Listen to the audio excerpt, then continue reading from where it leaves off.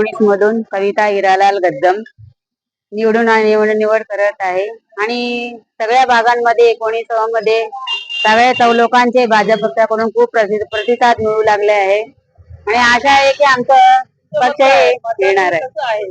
मतदान खूप चांगलं आहे. सगळ्यांचे लाडकी बहिणीचे प्रभाव पडलेला आहे आणि ते खूप विसरणार नाही याची पण आशा आहे.